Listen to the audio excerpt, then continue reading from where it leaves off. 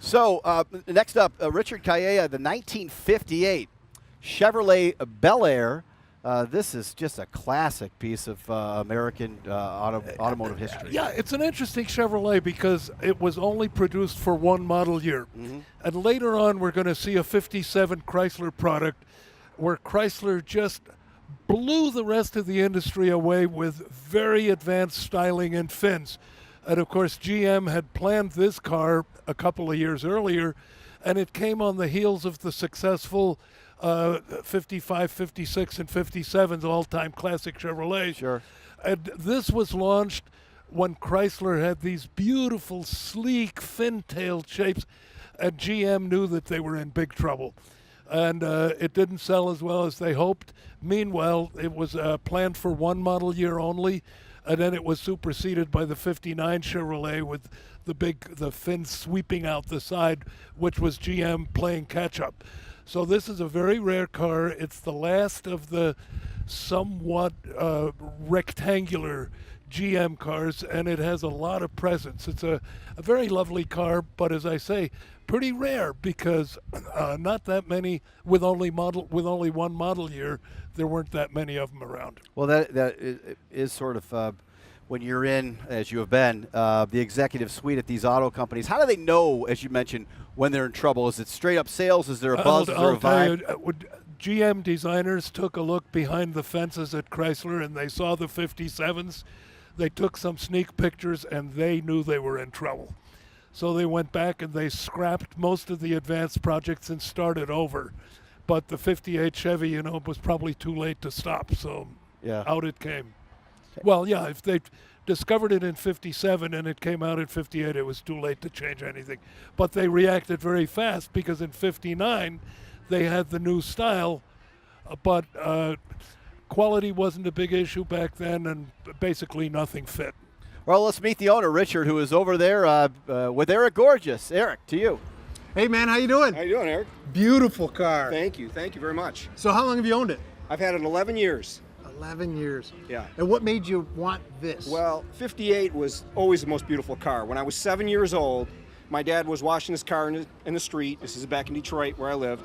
And a 58 rolled by. And I told my dad that I was going to buy one when I get older. Really? And I stuck to it. And then, of course, later on, American Graffiti came out, and they had the 58 Impala, which I was, like, in love with. But then 11 years ago, I was able to find this one in a barn out in the cornfields of Illinois. Did it take you a while to find it? Yeah, I was searching for a long time, and searching quite a few, and then I found this one and just fell in love with it, bought it, and I drove it back. Oh, really? Oh yeah. I was on a trip to Mexico at the time. I called up the guy and said, "I'm serious. I'm buying the car." And he's like, "Yeah, right, whatever." I said, "No, listen." I called him up. I gave him the confirmation number of my one-way flight. I said, "Pick me up at the airport. I'm buying the car and driving it back to Detroit." And sure enough, the next Friday, I got back to Detroit from a business trip in Mexico, took the day off, flew out there to Illinois. He picked me up, and I drove it back. And it ran like a charm. It did? Oh, yeah, beautifully. So how much work have you done to it now? The body was just like it was. Really? Barn fine like this, except all the chrome stuff, like the shades. Yeah. For instance, the scratch guards. I put on some dual exhaust just to give a little attitude. Yeah. Put the skirts on with the little chrome skirts there. Okay. The tailpipes are, the dual exhaust tailpipes. Let's check it out. Oh, nice. Just to set it off a little nicer. And then I actually took the interior, gutted it, and found GM old stock interior. Oh, really? And redid it. Oh yeah, it's a beautiful color. It's the color. I love that two-tone. Yep. Every panel, the carpeting, the headliner, I redid myself. Oh, really? You did it all yourself? I did it all myself. I didn't know how to do it, never done it before, and just said, you know what? I got all winter to do it. I'll just take my time, do it slow, and figure it out. Go online and learn, and did it. You did a great job, man. Thank you. I absolutely love it. I mean, this is just a great cruiser. Yeah. Oh yeah, it definitely is a cruiser. So do you make it out to Woodward every year? Every year. I take the Friday off for religion. It's like my religious holiday. I take that every year. You know that I'm taking the Friday off before, and I cruise that day, and I cruise home. Oh yeah. What's your favorite part about it, being out on Woodward? Oh, just all the cars. They're all beautiful. I mean, everything. I know it doesn't matter whether you're driving, good old Ford or a Chevy or whatever, anything from Detroit, man. Some lead sleds, man. Yeah. They're it. Yeah. Yeah. You see some great stuff yeah, out there. Yeah. And even if they're rough, they're patina on them. Man, they're just the styling of them is it's the passion. You got to appreciate the craftsmanship in these cars you too. Do. You gotta appreciate when in these kind of cars, GM was king. Yeah. The late 50s, early 60s, GM had it. GM was the king, and that's why the 58 to me was always my love. Had to have one. And what do you got under the hood here, man? It's an all stock. It's an all stock 283 Power Glide with a 2-barrel. Okay. Nothing fancy, but just clean. It is very clean, man, just like the rest of the car. Yeah, it's just Great piece, man. This is really awesome. Having this one had the power steering, which is weird. They used to piggyback them off of the shaft of the generator. That's not an alternator. That's a generator back then. But they piggybacked the power steering off of that. So, and it had power brakes. So having a big ride like this, it's nice to have it, man. Right on. Yeah. Right on. Yeah. All right.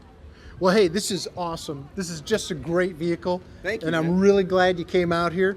I love what you did to it, and I just love all the little details, Oh, yeah.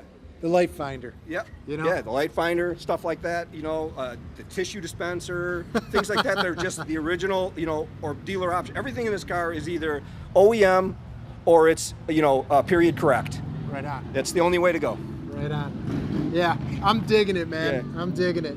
All right, dude. All right, man. Thank you so much Thank for you, coming man. out. Thank you for having me. Thanks for bringing Appreciate the car. it. This is fantastic. Thank you. Enjoy the cruise, All buddy. right, man. All right, Fred. All right, guys, thank you. Fred Nahat back here alongside Bob Lutz at the corner of 9 Mile and Woodward for the Dream Cruise Roadshow here on Detroit Public TV and DPTV.org. What makes Woodward so special, I guess, in automotive lore, Bob, is the idea, and you tell us if it's true or not, that executives would actually put their prototypes out on Woodward to see what they could do on the drag strip. Yeah, of course, this was not officially sanctioned by the automobile companies, but it was, mid-level and even senior executives on their way home to Bloomfield Hills in Birmingham. So logically, they were on Woodward anyway. And the guys would grab the latest thing out of the prototype shop and duke it out on Woodward. And then when the Pontiac Judge came out, they took a billboard and it said, "To Woodward Avenue with love." And the chairman, Jim Roach, who was very dour, said, "I want somebody to explain that billboard to me." And they said, "Well, Mr. Roach, it has to do with automotive culture." He says, "I want to know what the billboard says." And he punished a lot of people for that billboard. And then impromptu drag racing, at least participation by General Motors executives, was totally banned, which didn't mean that people didn't do it anyway. Non-sanctioned.